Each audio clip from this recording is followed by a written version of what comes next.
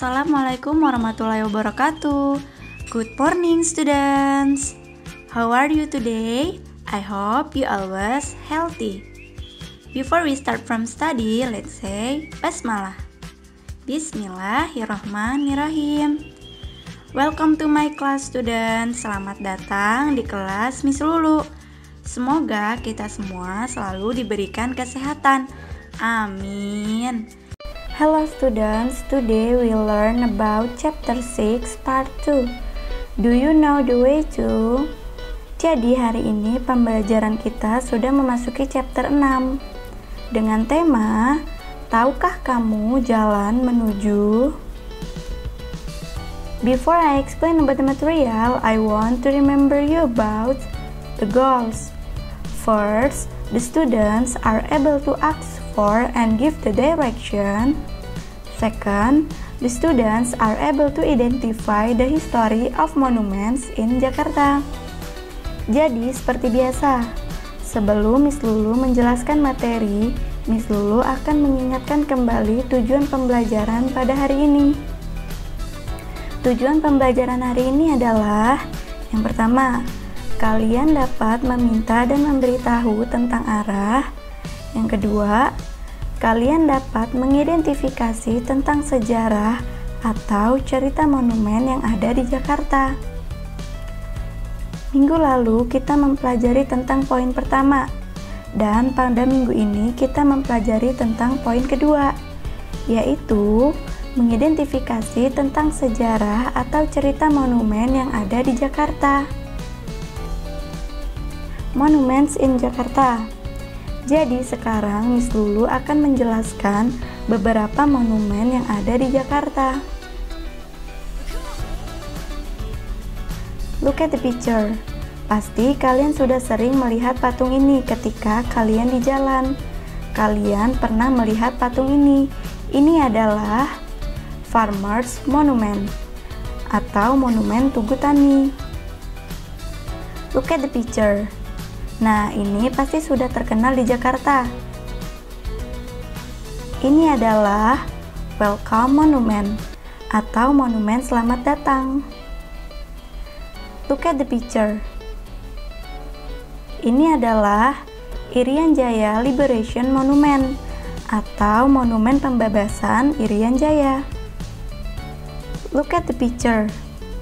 Pasti kalian kenal banget nih patung yang biasa kalian dengar dengan patung pancoran. Nah, ini adalah Dirgantara Monument. Look at the picture. Nah, ini sering kita lihat pada tanggal 30 September atau yang biasa kalian dengar G30S PKI. Nah, ini dibangun khusus untuk para jenderal yang meninggal pada G30S PKI. Pancasila Monument.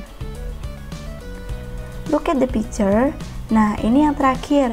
Miss Lulu yakin hampir semua kalian tahu ini adalah monumen yang paling terkenal di Jakarta, yaitu National Monument atau yang bisa disebut Monas. Nah, ini adalah beberapa monumen yang ada di Jakarta. Sebenarnya masih banyak lagi ya, tapi Miss Lulu hanya mengambil 6 monumen yang ada di Jakarta. Now, I want to tell you about the history of National Monument atau Monas.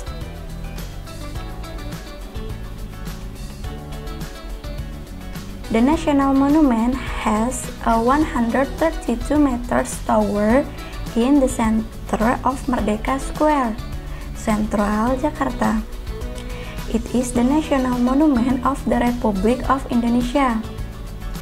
It is built to commemorate the struggle for Indonesian independence. Its construction began in 1961 under the direction of Presiden Soekarno. Monas was opened to the public in 1975.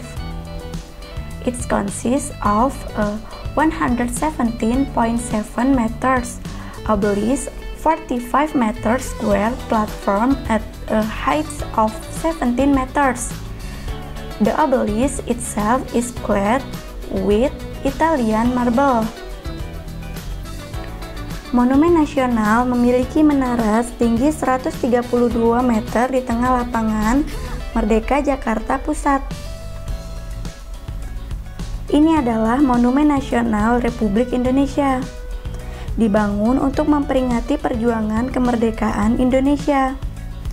Pembangunannya dimulai pada tahun 1961 di bawah arahan Presiden Soekarno. Monas dibuka untuk umum pada tahun 1975. Monumen ini terdiri dari 117,7 meter tugu di atas podium persegi 45 meter pada ketinggian 17 meter. Tugu itu sendiri dilapisi dengan marmer Italia. In the outer yard surrounding Monas, there are reliefs of Indonesian history.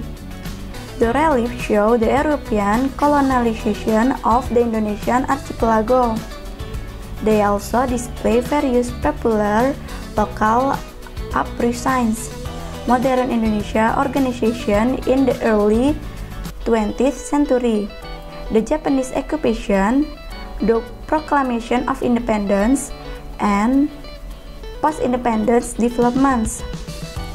Di halaman luar di sekitar Monas terdapat relief-relief sejarah Indonesia. Relief menunjukkan penjajahan Eropa atas kepulauan Indonesia.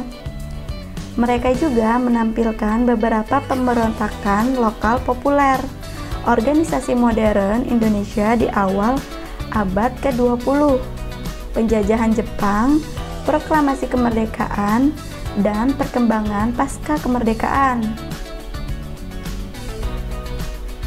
The Indonesian National History Museum has a display of dioramas in the large marble line hall below Monas.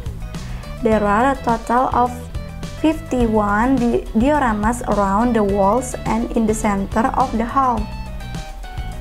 Museum Sejarah Nasional Indonesia memiliki pajangan diorama di aula besar berlapis marmer di bawah Monas. Ada total 51 diorama di sekeliling dinding dan di tengah dinding. A lift on the southern side carries visitors to the viewing platform at the height of 115 meters above ground level. The capacity of the elevator is about 11 people. The top platform can accommodate about 50 people. There is also a staircase for us in emergencies. The total height of the monument is 132 meters. The distance for the viewing platform to the tip of the flame is 17 meters. Sebuah lift di sisi selatan membawa pengunjung ke platform pengamatan pada ketinggian 115 meter di atas permukaan tanah. Kapasitas lift yang digunakan sekitar 11 orang. Platform teratas dapat menampung sekitar 50 orang. Ada juga tangga untuk digunakan dalam keadaan darurat. Tinggi total monumen adalah 132 meter. Jarak dari ujung pandang ke ujung api adalah 17 meter. Monas is topped by a 14.5-ton bronze flame of independence containing the leaf engine. The base of the flame, in the shape of a goblet, is 3 meters high. The bronze flame structure measures 14 meters in height and 6 meters in diameter. It consists of 77 sections. Originally, the bronze flame structure was covered with 35 kilograms of gold foil. However, during the 50th anniversary of Indonesian independence in 1995, the gold foil was recoated and increased to 50 kilograms gold foil. The obelisk and flame symbolize the Indonesia people struggle for independence. Puncak Monas diatapi oleh api kemerdekaan 14,5 ton perunggu yang berisi mesin angkat. Dasar nyala api terbentuk piala setinggi 3 meter. Struktur api perunggu berukuran tinggi 14 meter dan diameter 6 meter. Terdiri dari 77 bagian.